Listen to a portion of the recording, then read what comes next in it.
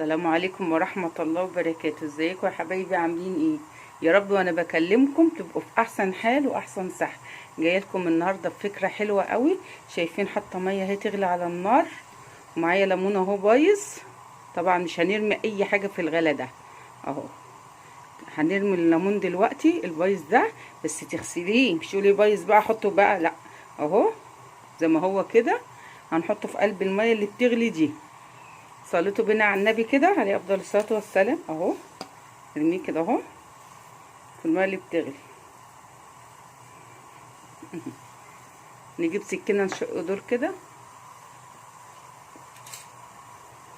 نفتحها فتحه صغيره كده اهي. هعمل لكم النهارده بيه وصفه جميله قوي. سيبيه كده اهو في الميه اللي بتغلي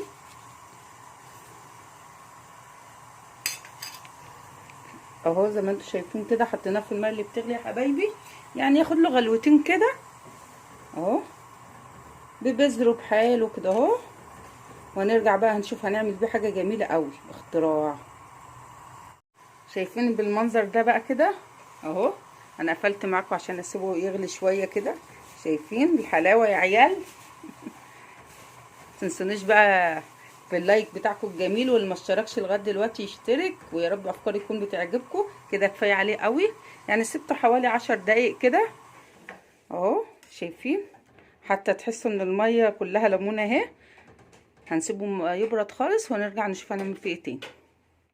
كده رجعت لكم بعد ما سبتها تبرد شويه بالمنظر ده. هنعمل ايه بقى؟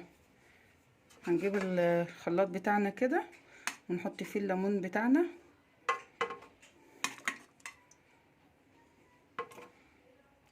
تحطيه وهو سخن برضو بس مش قوي يعني، سيبيه يبرد، بس يستحسن تضربيه وهو سخن عشان الجلد بتاع الليمون ما يجمدش معاكي تاني. هنضربه بقى في الخلاط مع بعض كده كده بقى. هضربه معاكم اهو.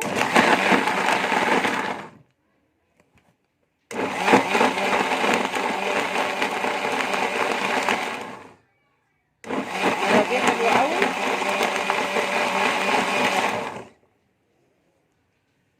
بصوا انا قفلت عشان الصوت، بس انا بضربه حلو قوي كده زي ما انتم شايفين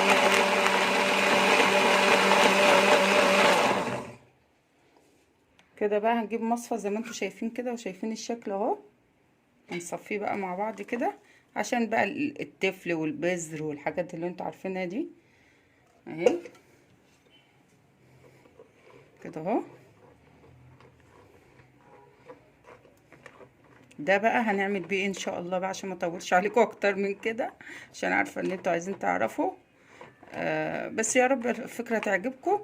ده بقى بديل بقى ان انت بصي، لو عندك زيت صابون، الصابون السائل اللي احنا بنشتريه من عند بتوع المنظفات وكده، اللي هو مش بريل الغالي دوت، بتجيبي العادي ده بيخليهولك بقى زي الغالي واحسن. بصوا بص الشكل زي البريل والحاجات الجميله اللي انت بتجيبيها دي. والليمون كده كده كان عندنا وبايظ اهو، وممكن تعمليه بليمون سليم عادي يعني. الليمون دلوقتي رخيص، التلاتة ب10 الموسم بتاعه. بصوا اهو، هوريكي دلوقتي تستعمليه ازاي. جميل قوي. ممكن تغسلي بيه الغساله بدل ملح الليمون، يعني لو عندك الغساله ريحتها مش حلوه وملح الليمون طبعا غلي قوي، تغسلي بيه الغساله برضو على درجه 90. وعندي فيديوهات انا عامله بيها ان ازاي تغسلي بالليمون الغساله. في بدايل بدل الحاجات اللي احنا بنعملها. ده بقى احنا عاملينه عشان زيت الصابون بقى يلمع الكوبايات ويدويلك الحاجه كده. ارجع لكم بقى بعد ما اصفيه كويس كده يا حبايبي. خلصت وصفيته. شايفين الجمال والله؟ شايفين ده بقى بتستعمليه في ايه؟ بتستعمليه ان انت هتزودي بيه زيت الصابون بتاعك او الصابون السائل اللي هو الرخيص العادي دوت. هيلمع لك بقى الكوبات زي الكريستال، هيلمع لك الاطباق الالومنيا، الحلل، كل حاجه هيلمعها لك. بتستفيدي بيه برضو ان انت تغسلي بيه الغساله. ممكن تعبيه ببطرمان برضو وتحطيه في التلاجة مثلا تحت، لو انت مش هتضيفيه على زيت الصابون. وكل ما تيجي تغسلي مثلا معلقه صغيره منه، كانك عملتي ملح ليمون بالظبط، ينضف لك الهدوم ما تخافيش، انا متعوده على كده. بعصر الليمون على المسحوق، عندي فيديوهات جميله قوي لو تخشوا تشوفوها، والله انا بعمل لكم اللي انا بعمله ببيتي. تاني حاجه هتستفيدي بيها برضو، اللهم صل على النبي يا رب يذكرنا، قلنا هتستفيدي بيه في الهدوم. هتغسلي بيه الغساله لو مكمكمه تجيبيها على 90 برضو مع الخل بقى. لو هتعملي مع الخل مثلا هتحطي لك كوبايتين خل كده ولا 3، وتحطي لك برضو نص كوبايه ليمون من ديت. هتغسلي بيه المواعين، هتغسلي بيه الهدوم العاديه الالوان الابيض. ما تخافيش، معلقه برضو بس كده، بس تحطيه في التلاجة دوت عشان ما تسيبوش بره. وهنغسل بيه المواعين. هنوريكي دلوقتي الطريقه بقى تعملي بيه ازاي. بصي معانا اهو بوله اهي وكوبايه ميه. هنحط بس ايه شويه منه بس عشان اوريكي هو بقى قد ايه تقيل وجميل. بصوا اهو، شايفين الشكل اهو، حبه بس كده اهو. ممكن اصغر من دول كمان هيديكوا الريحه وهيديكوا كانه بريل اهي. وشويه زيت صابون بقى اهو اهو، ده من العادي مش البريل ولا اي حاجه اهو. شوفي زودنا ازاي، ممكن تزودي كمان كوبايه ميه وتقلبيهم طبعا حلو قوي كده. هيحافظ على ايديكي، هيحافظ. بصي هيديكي لمعه ما شفتيش زيها. شايفين بريلا ولا الريحه بقى بتاعت الليمون؟ شايفين؟ بصوا السفنجه بقى اهي. بصوا تغسل لك تلج. بصوا اهو، بصوا حبايبي اهو. هتخلي لك المواعين كريستال.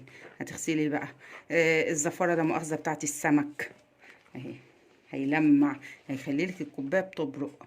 عايزين نغسل مع بعض مثلا الكوبايه دي كده اهي. بصوا الرغوه يعني تقعد قد كده عندك اهي. شايفه الكوبايات اهي. هوريكي بقى اهي.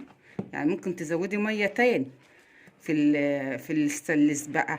فاقول لك في ايه تاني، قولي معايا، في السيراميك، في الجرانيت، في كل حاجه اهي. شايفه؟ ممكن لو بتغسلي على الغساله العاديه كمان. هشوف الكوبايه اوريكم شكلها كمان. شايفين الكوبايه؟ والله سامعين التزييقه دي؟ والله العظيم بهي بالسبونج اهي. كنت جايباها من على الحوض، شطفها من الشاي اهي. شايفين يا حبايبي؟ يا رب افكاري تكون بتعجبكم. شايفين كمرة ظلمه الكوبايه من اللمعه؟ شايفين اهي؟ كوبايه من اللي انا بستعملها في البيت مش من اللي انا عيناهم اهي. يا رب افكاري تكون بتعجبكم اهي اهي. شايفين اهي يا حبايبي اهي.